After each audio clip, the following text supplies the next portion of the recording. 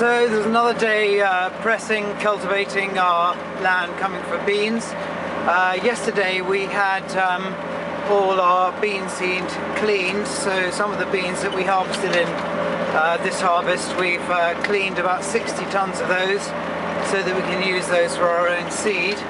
That helps us in a sort of a cash flow way, in the way that we don't have to buy that bean seed in, we just use our own seed, so we don't have to fund the cost of the bean seed. But we do, as I've said before, have to pay a royalty to the seed company, so we invest back in them to make sure that they keep on breeding varieties that we can use. And just thinking about cash flow, one of the benefits to farming organically has been that we don't have to buy the inputs that conventional farmers have to buy.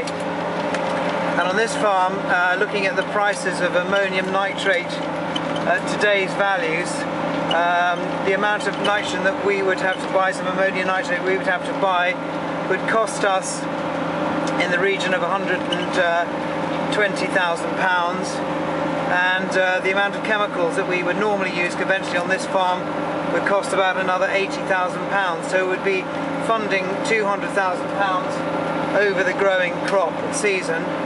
And then of course if you don't then market it at harvest time and you store that grain, you're funding that money over a longer period of time. And so as far as cash flow is concerned, there are major benefits to farming organically.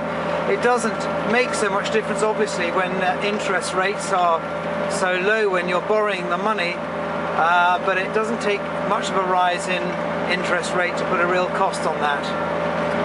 But it's just an observation. Anyway, on with the cultivating.